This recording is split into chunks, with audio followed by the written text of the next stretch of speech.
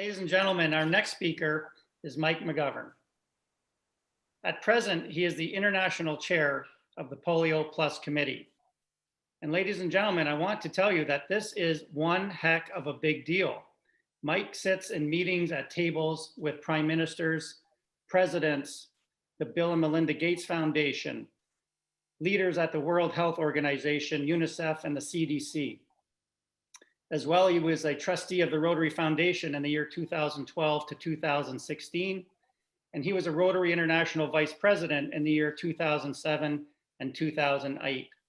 Mike is truly one of our most amazing people in the world of polio eradication. Mike, the floor is yours. Thank you very much, Nick, and sorry for the little delay getting my slides up. The organizing group tonight has asked me to present an overview of where we are now, where we've come from, and where we're going. They had some specific questions, and that's what I plan to address in the 8 minutes or so that I have this evening.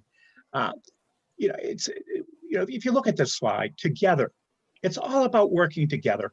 It's all about impact, and it's all about action. And we've gotten as far as we have because Rotarians are truly people of action, and because we've worked together with other parties to do it. And we often focus, and we see on Facebook and otherwise the focus on the number of cases every week. But sometimes these other statistics which are on this slide, I think people aren't as well aware of. We have 19 million people now walking on this earth. 19 million people, because we have impact. Together we took action. We're preventing 650,000 cases a year. We've immunized 3 billion children. And just look at these statistics for the last calendar year, 2019. More than 430 million children were immunized, and we used 1.2 billion doses of oral polio vaccine. And look at the period of time we've gone without cases outside Pakistan and Afghanistan. Yeah, we're a little disappointed we've had more cases, but look at this progress. As Rotarians, we ought to be so proud of the impact that we have had. One of the questions I had was, Mike, would you explain circulating vaccine-derived polio cases? And if you look at the far right of this chart, it's we've had about 121 cases of wild polio virus in Afghanistan and Pakistan so far this year. Well, we've had 302 of this vaccine-derived polio virus. So what is this? People think that we're giving the polio drop to someone and they immediately are getting the virus vaccine drive. That's not what it is. The folks who are getting it are the folks that aren't getting vaccines at all. So their immunity systems have not built up. And what happens is we give the oral polio virus to people, they secrete it onto the ground, and then it mutates. And the weakened virus that's contained in the oral polio vaccine then emerges in these underutilized, under-immunized populations.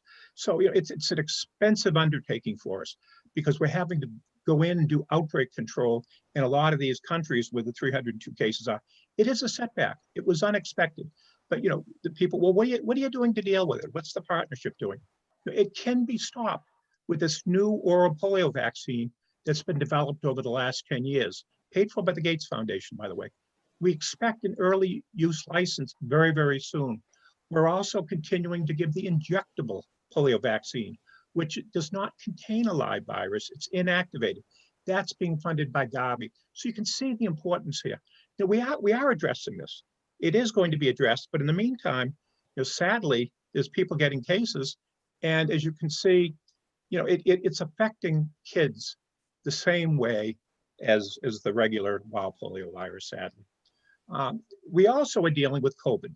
And that was another question that was posed. This is Dr. Moetti. Dr. Moetti, as you can see, is the regional director of the World Health Organization, African region. And the district governor, Aruna, just mentioned, the big success, the big celebration of that Africa was declared polio-free. Look at her comment here. It's the extensive polio response network that was created because of Rotary's initiative that is lending the crucial support to countries that contain COVID-19. So, what are the GPEI is the Global Polio Eradication Initiative. And actually, these 2 slides now I got from the World Health Organization yesterday. And, and I had asked them in preparation for tonight, so tell me, give me the facts of, what is our contribution to COVID-19? And, they define it as substantial and essential. And this is, some that we've already done, it says through December, some is agreed to. There's 4,000 WHO polio staff in countries that are responding, polio staff. And it's the value of this is $61 million. There's other monies that come into the partnership. Our share of that is about $10 million. We expect that it might be reimbursed. We've been told that it will be. We'll see.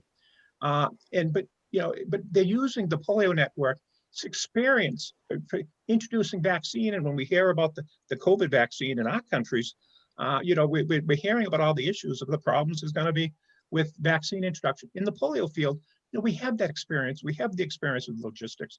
We know how to reach the remote communities. So we're going to provide immeasurable support going ahead with our experience and with our knowledge. It also highlights the importance of all of the sustaining capacities that we have, because we're really concerned with longer term preparedness and resilient health systems. Our goal as Rotarians is the certification of the end of the wild polio virus. And in the meantime, we are taking care as well of these circulating viruses. And so we really need the longer term preparedness and resilient health systems, because we're still going to have some of those cases after we actually certify the world free of the wild polio virus. Other contributions for COVID, it's the surveillance system, it's the transportation, the cold chain, it's the laboratories. In Pakistan, President Holger Kanak of Rotary this year and our trustee chair, Ravi Ravindran, visited this polio emergency operations center in February. They saw this, but now this polio center, in addition to still helping with polio, is providing the data and analysis for COVID-19, immense contribution. It's an opportunity for us to further polio transition, which means, eventually, with polio, we want this network supported by countries to make sure we keep polio out, and also that we have integration. You can see all these things we're doing in Yemen as well. So, going forward, we still have, we focused on Pakistan and Afghanistan, but technically these countries are in the area that has not been certified free of the wild polio virus. These are all important countries. You look at them. Fortunately, none of them except the two countries have had the two cases, but there's a population of 583 million. You see a few of them are actually in Northern Africa. So, so we talk about certifying the Afro region, but technically, for those of you that follow these things, there are still a few countries in Africa. So what do we need to do to finish the job? Rotary's done a wonderful job advocating the governments of the world, particularly in the endemic countries, the African countries. It was in large part Rotary, but working with our partners to convince the countries to take on these programs. John Germ's going to talk about the goal and the match. I'll defer to him on that. We need, as I mentioned, to stop the vaccine-derived cases, and everyone needs to look at these websites to find out more about polio. The one I skipped over, we need to convince parents and leaders. In my view, that's our number one challenge. That is how we're going to eradicate polio. We need to work with groups, anti-government elements in some countries, but most of all, and why I included this picture, this is a woman in Abuja, and we were doing the immunization activity there, and she arrived late, and she came running in, all apologetic, can I still get my kid the polio vaccine? You look at that smile on her face, and I ruined the picture, but sometimes you wonder if you get thanks for what you do. All you need to do is look at that woman's face.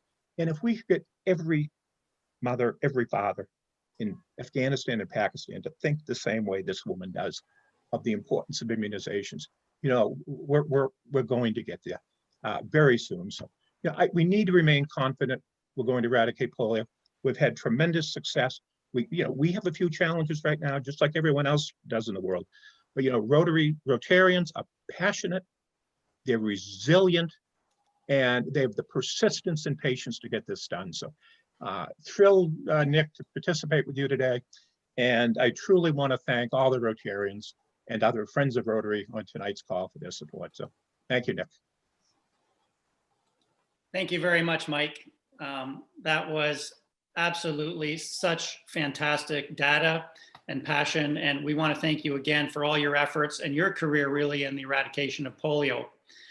Reminds me of the importance of vaccinating, our children, not only our children, but to get our vaccinations of adults as well. As a general practitioner in Canada, I'm still seeing more and more vaccine hesitancy.